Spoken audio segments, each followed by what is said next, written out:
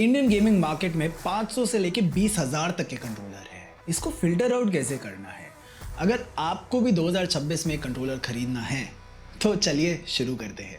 यार ये थोड़ा कॉपी नहीं लग रहा है। Filter one, connectivity. देखिए 1,000 रुपए के अंदर तो आप वायर टेरिटरी में हैं, तो ये सारी बातें भूल जाइए। बट 1500 के ऊपर से ट्राई मोड कनेक्टिविटी मिलना स्टार्ट हो जाती है। Basically Bluetooth for mobile devices, wired connection ताकि गेमिंग और चार्जिंग साथ में हो सके, और सबसे इंपॉर्टेंट है the 2.4 gigahertz dongle. But you should look out for the polling rate. 500 Hz is good, 1000 Hz is great. 1 millisecond का रिस्पॉन्स टाइम मिलता है इसमें, और उसके ऊपर उन लोगों के लिए है जिनको गेमिंग कंट्रोलर के बारे में मुझसे ज़्यादा पता है। But for the other half, polling rate is the speed at which your controller sends signal to your PC. Filter 2 is sticks and triggers. Basically 2000 के ऊपर आपको हॉल इफेक्ट जॉयस्टिक्स मिलना स्टार्ट हो जाती है।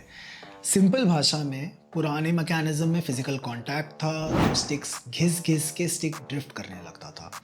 पर नए controllers, the hall effect controllers में आपको मैग्नेट्स मिलते हैं।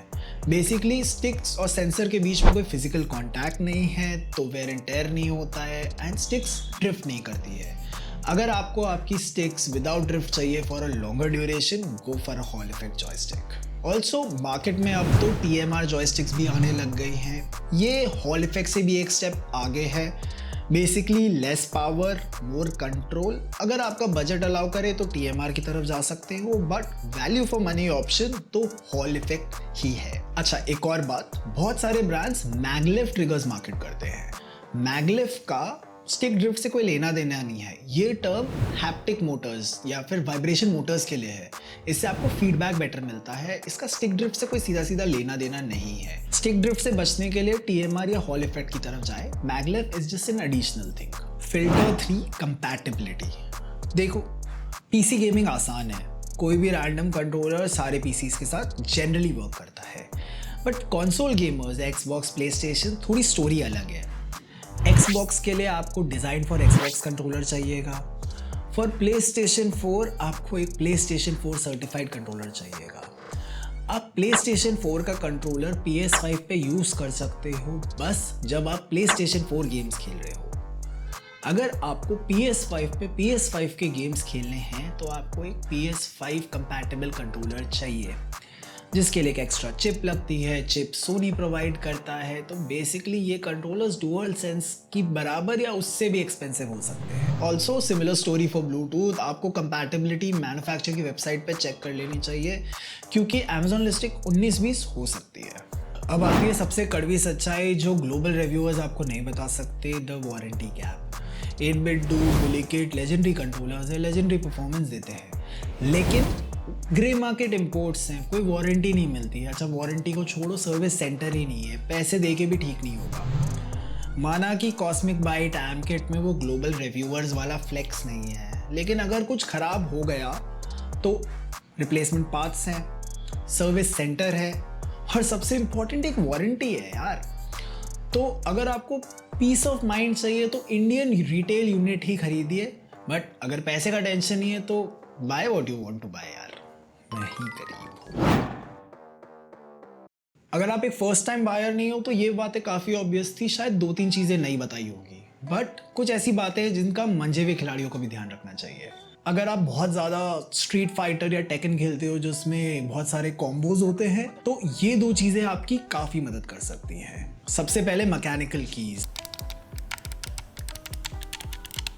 Similar to keyboards, mechanical keys की लाइफ ज़्यादा होती है, एक्चुएशन फास्ट होता है तो आपको रिस्पॉन्स टाइम का एडवांटेज मिलता है, और क्लिकी फील के कारण एक रिदमिक एज मिल सकती है।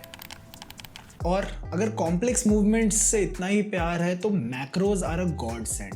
Basically additional buttons, 2 buttons generally easily मिल जाते हैं, 4 बटन्स अभी भी एक प्रीमियम फीचर है। बट बेसिकली आप कोई भी कॉम्बोज इन पे प्रोग्राम कर सकते हो और इजीली एग्जीक्यूट कर सकते हो। बस एक बात का ध्यान रखना, कैजुअल गेम्स खेलते वक्त ये शायद गलती से दब सकते हैं, तो अगर ये लॉकेबल है या डिसेबल का ऑप्शन है तो काफ़ी बढ़िया रहेगा। सेकेंडली, अगर आप बहुत ज़्यादा शूटिंग गेम्स खेलते हो कंट्रोलर से तो ये 2 चीज़ों का ध्यान रखिए। सबसे पहला है जायरोस्कोप। इसको इग्नोर मत करो। देखो, अगर आपके कंट्रोलर में एक अच्छा 6 एक्सेस जायरोस्कोप है तो थंबस्टिक से टारगेट के पास पहुंचो और जायरोस्कोप से माइक्रो एडजस्टमेंट करो। एक बार इसकी आदत पड़ गई तो माउस लेवल एक्यूरेसी दूर नहीं है। Secondly, the trigger lock. देखो, रेसिंग गेम्स में एक लॉन्ग ट्रैवल वाला trigger is great, but shooting games में ये आपका रिस्पॉन्स टाइम काफ़ी ख़राब कर देता है। तो अगर ट्रिगर लॉक है तो इसको इंस्टेंटली क्लिक में कन्वर्ट कर सकते हैं। बेसिकली पहला शॉट आपका ही होगा because we have made the trigger movement 0। Let's recap and let's make a checklist. Connectivity, polling rate, type of sticks, compatibility, warranty, trigger locks, macro buttons, mechanical keys and gyroscope. So after all this hall effect, TMR, blah blah blah, मैंने क्या खरीदा? देखो, मैंने ये 2000 का dual mode controller खरीदा है, EvoFox X2।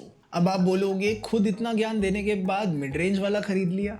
देखो यार, बात बड़ी सिंपल है। ये मेरे 80-20 रूल में बैठता है। इसमें 80% वो सारे फीचर्स है जो बहुत महंगे कंट्रोलर में होंगे, 20% उससे कॉस्ट करता है और मेरे काम की सारी चीज़ें हैं। इसमें हॉल इफेक्ट है, इसमें 1000 हर्ट्ज का पोलिंग रेट है, ब्लूटूथ या अदर कंपैटिबिलिटीज़ नहीं है, बट मेरे को भी तो PC पे ही खेलना है। In the end of the day यार, पैसे बचाओ, स्किल्स पे ध्यान दो। यार, चॉइस आपकी है, but buy the tech that you need, not what marketers are selling you. अगर वीडियो ठीक लगा तो सब्सक्राइब कर लेना। मैं आपको अगली वीडियो में मिलता हूँ।